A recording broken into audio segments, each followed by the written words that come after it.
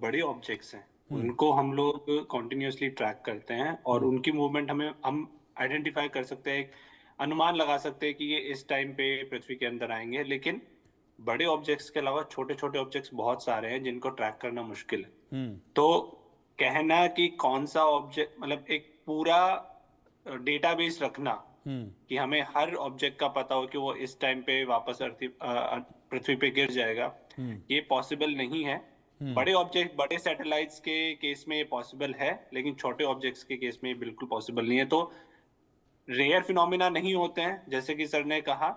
हमारे अर्थ पे कॉन्टिन्यूसली ये जो कचरा है जिसको हम स्पेस डेब्री भी बोलते हैं, ये कचरा कॉन्टिन्यूसली गिरता रहता है, लेकिन हमारे आसपास जो वातावरण है उसकी वजह से वो वातावरण में ही जल जाता है और अर्थ पे, मतलब हमारे जमीन पे नहीं आता है।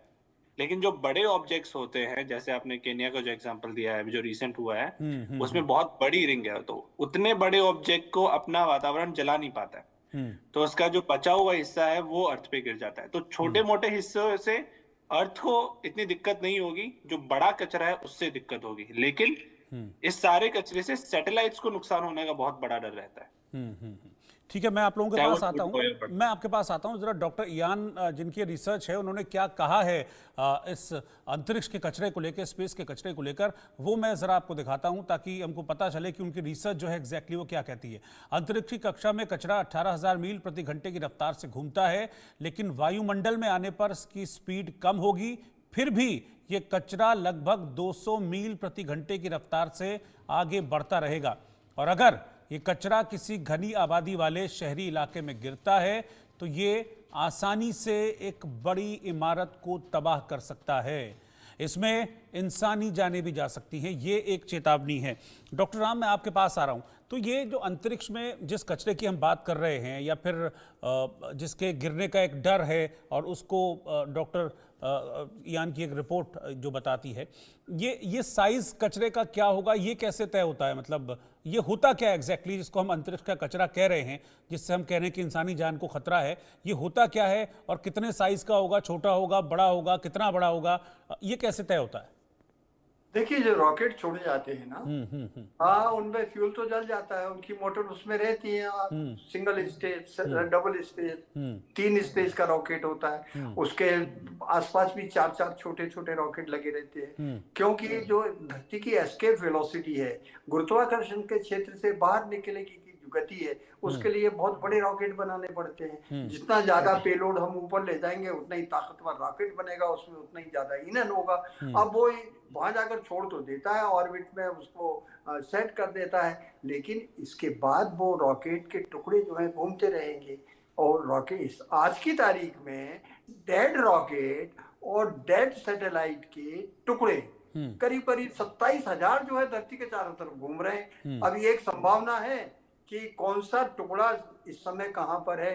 बड़े बड़े टुकड़े जैसे हमारे साथी ने बताया, उनको तो हम डिटेक्ट कर लेते हैं, लेकिन जब वो नहीं, लेकिन ठीक है, मैं समझ गया। आप कह रहे हैं कि आप डिटेक्ट कर लेते हैं, ठीक है, आप लोगों ने डिटेक्ट कर लिया कि ये फला टुकड़ा है, यहाँ ऐसे हो रहा है, तो जब वो गिर रहा होगा नीचे, तब भी आप डिटेक्ट कर पाएंगे कि हाँ ये गिरना शुरू हो गया है, गिर रहा है, कहाँ गिरेगा, कैसे गिरेगा, कितना नुकसान करेगा, ये सारी चीजें पता लग सकती हैं?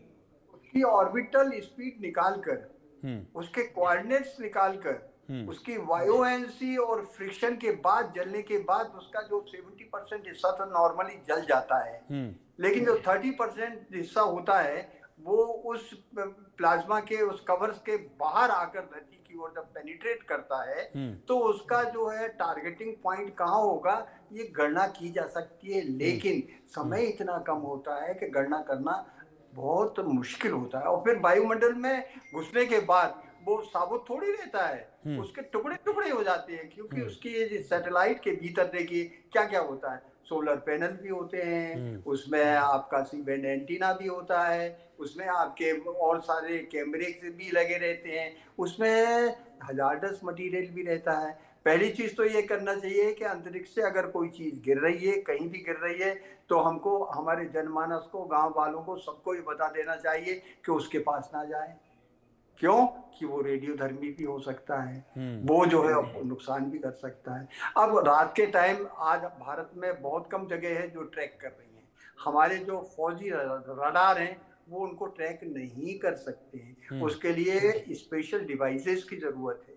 और वो डिवाइसेस फिलहाल हमने लोकेट नहीं की हैं। इसरो के पास है वो, लेकिन उनको डिटेक्ट करना कि एंटर हो गया और यहाँ घुसेगा, ये कैलकुलेशन में इतना टाइम लग जाएगा कि तब तक तो वो तबाही कर सकता है। ये पॉसिबिलिटी, जितने ज्यादा कचरे के टुकड़े अंतरिक्ष में घूमेंगे उतनी ही प्रोबेबिलिटी बढ़ती जाएगी। आज की तारीख में जब मैं स्काई लैब पर काम कर रहा था उस समय प्रोबेबिलिटी कम थी, क्योंकि नीचे जाकर जमीन पे टकराने वाला अकेला स्काई लैब ही था। वो इतना भारी भरकम था, इतना वजनदार था कि वायुमंडल में घर्षण के बाद, जलने के बाद भी उसका मुख्य पार्ट जो है जिंदा रहा, बचा रहा। अभी जितने भी सैटेलाइट जा रहे हैं, स्पेस एक्स ने जो सैटेलाइट छोड़े हैं, वो हमारे यहाँ भी जो प्राइवेट कंपनी सैटेलाइट छोड़ रही है, उसमें जो है हम छोटे सैटेलाइट्स बना रहे हैं, क्यूसेट बना रहे हैं। मैं एक मिनट सर एक मिनट में तरुण के पास चलता हूं। तरुण, मुझे दो सवाल पूछने हैं। एक तो ये कि क्या कोई ऐसी टेक्निक है कि जब हम ये डिटेक्ट कर लें कि फला जो अंतरिक्ष का कचरा है वो गिर रहा है, तो क्या उसको हम रोक सकते हैं वायुमंडल में प्रवेश करने से? उसको शैटर कर सकते हैं, तोड़ सकते हैं? और दूसरा सवाल यह कि अंतरिक्ष में इस कचरे को कम कैसे किया जा सकता है? अगर इतना ही खतरा है, इतना ही खतरनाक ये है कि नीचे आकर इंसानी जान को भी ले सकता है, तो फिर ऊपर कचरे को कम कैसे कर सकते हैं?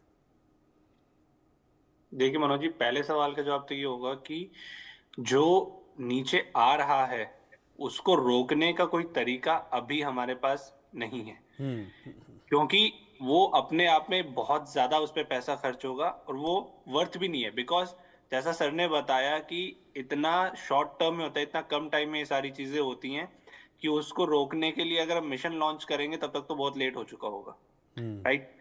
दूसरा तरीका कि क्या हम उसको स्पेस में तोड़ सकते हैं, ये पॉसिबल है।